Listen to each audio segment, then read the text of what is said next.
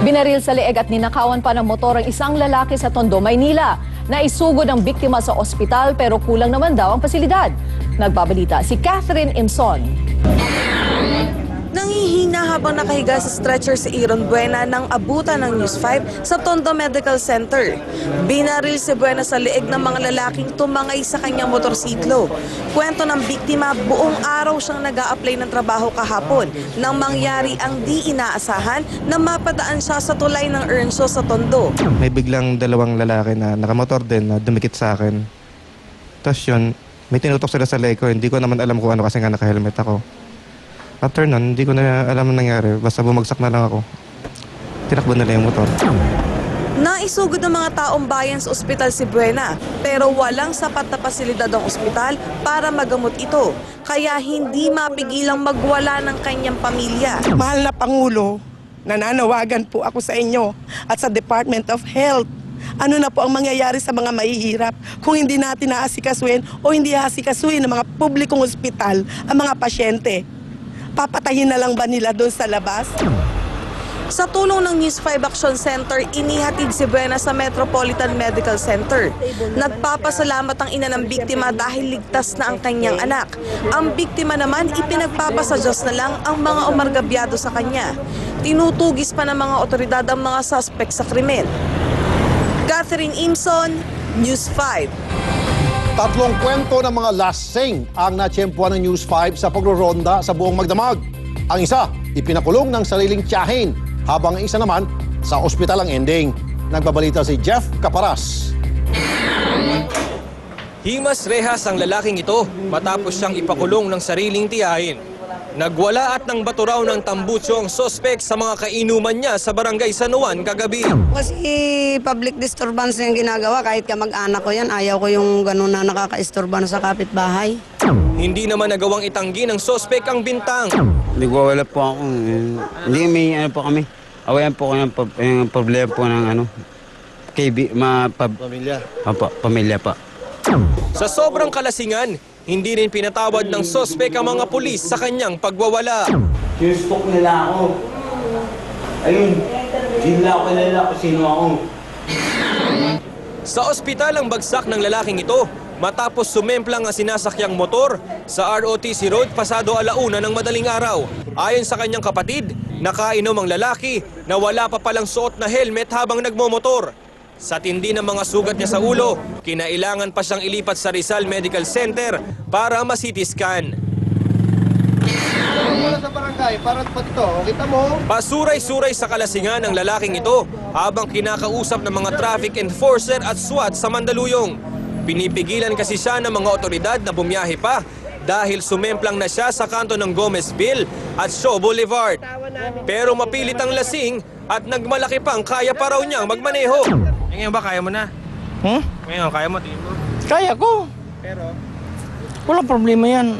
Pero sa ano ko, problema yan.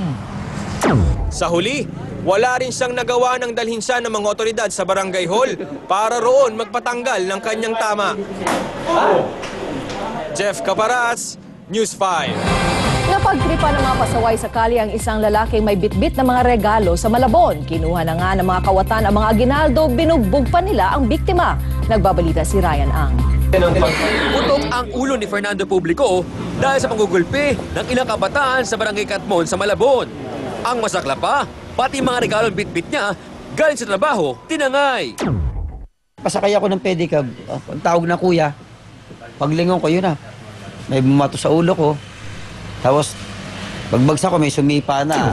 Agad naman nahuli ng mga otoridad ang isang 17 anyos at isang 18 anyos na lalaki na kasama raw sa mga umatake sa biktima. Wala naman pa akong kasalanan dun. May bakla po dun na humingi ng tulong. Tapos sinabihan ng mga tambay dun, uy, nangingi ng tulong o bawal dapre, no? Tapos sinabol po nila. Tapos kinuyog nila. Pero ayon sa mga barangay tanod, matagal na sakit sa ulo ang mga pasaway na kabataan sa kanilang lugar. Kailan namin yan, sir. Talagang gawain nila yan dyan. Ayaw lang umamin. Sasampahan ng kasong robbery with physical injuries ang 18 anyos sa suspect habang iti-turn over naman sa DSWD ang minor de edad na kasabwat niya. Ryan Ang, News 5.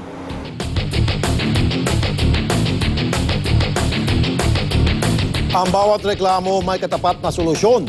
Ito ang itimbre mo kay Tulfo. Lumapit sa amin ang isang ginang sa Navotas dahil sa umunoy palpak na operasyon sa kanyang 24 anyos na anak na babae. September 4, 2010 nang operahan sa tiyan ang biktima. Pero hanggang ngayon, nakaluwa pa rin ang bituka ng pasyente. First diagnose sa biktima, namamaga ang bituka niya dahil may mga bulati raw ang tiyan niya. Matapos ang operasyon, iba't iba na ang pagsusuri ng mga doktor. Doon, may nagsabing may cancer daw ang pasyente. At meron din nagsabing nakadikit sa bituka ang ubaryo ng biktima. Kaya ang ending, sa ibang ospital na lang sila pumunta dahil wala raw sapat na gamit ang ospital para gamutin siya. Itimbre mo, Romel Lopez.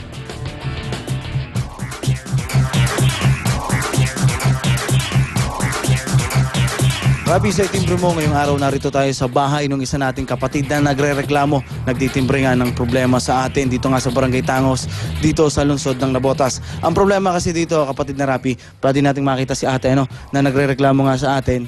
Siya kasi ay inoperahan dito sa Jose Reyes Medical Center.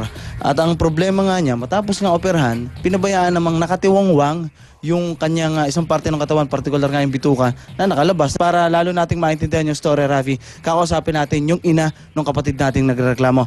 Ito po, tita, magandang umaga po. Ano ba yung nangyari sa inyo, anak? Kasi po noong pong August 27 po, bumunta po kami sa Jose Reyes. Nakita naman po na mamagalan po yung bituka ng aking anak at napakarami raw pong bulate. Yun lang po ang nakita nila. Tapos po nung in-ultrasound po nila, nakita po nila meron daw pong bukol sa right ovary. Sabi po nila, ura-urada po nung pong September 4, ooperahan daw po nila. Kalabas po ng operating room yung anak ko, nakita ko na po, nakalabas na po yung isang bahagi ng katawan ng anak ko, yung pong bituka po ng anak ko. Nagtataka naman po kami, bakit po nila inilabas? Sabi nga po, meron daw po silang nakita na bukol daw po. Ngayon, hindi naman po nila may sabi kung talagang bukol, basta sabi lang daw po, nakabara. Yun naman po isang doktor ang sabi po, yun daw pong ovary ng anak ko, lumapa daw po, dumikit daw po doon sa bituka. Ate, ilang taon na kayo ngayon? 23 po. Yan, medyo ang laki na ng tinanda mo dahil nga sa pangyayari. Oo nga po eh. Talaga pong dito lang po talaga ako nahihirapan. Yung po sinasabi nila sa akin na cancer, hindi ko po talaga nararamdaman yun kahit noon. Dito lang po talaga. Ngayon po talaga pong gusto ko lang po mangyari. Humingi po ako ng tulong sa inyo na ibalik na po nila sa normal yung katawan ko.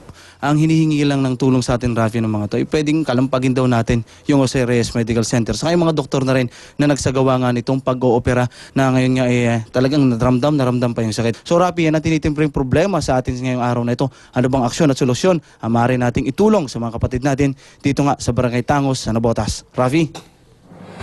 Kaugnay ng reklamong yan, makausap natin si Doktora Alicia Lim ng Jose Reyes Medical Hospital. Magandang umaga po, Doktora. Magandang umaga naman, Rafi. Okay, ano po ba talaga ang sakit ni Rosan at bakit kayo nagdesisyon noon na operahan siya agad? Ganito ho yan. When she came at on August 29 po yan. Okay. Alas 10:30 ng gabi. Okay. Ang complaint po niya, more than 5 days na siya, hindi dumudumi at lumalaki ang tiyan niya. Okay. So, because the patient was anemic, so they had to build up the patient muna. Okay. Pero ang admitting diagnosis ho niya is intra-abdominal new growth. Ibig sabihin, may bukol doon. And she was pregnant at that time. Okay. 16 to 17 weeks pregnancy. All right. Now, with that, noon hong September 4, inoperahan siya as an emergency case. Ang nagbukas po ay OB-GYN because the initial impression was an ovarian new growth. Okay. And true enough, nung binuksan ho siya, meron ho talagang ovarian new growth na malaki na rin ho.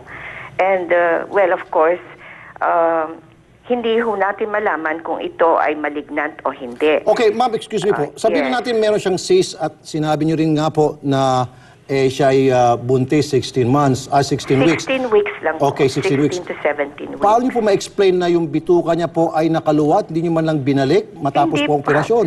Ganito po yan. Noong ho inoperahan, so malaki ho yung bukol, they had to take it out.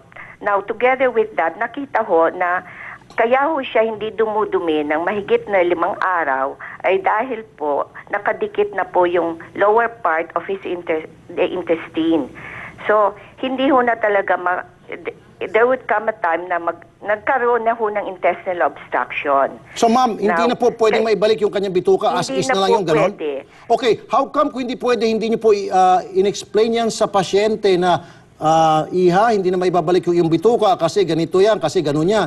Ang pagkakalam mo ng biktima, pinabayaan nyo na lang po siya. Hindi po. Na nakatiwangwang lang po yung kanyang bituka ngayon. Hindi ho nakatiwangwang, Rafi, no? That is called an ileostomy. Parang colostomy yan. Inilabas yon para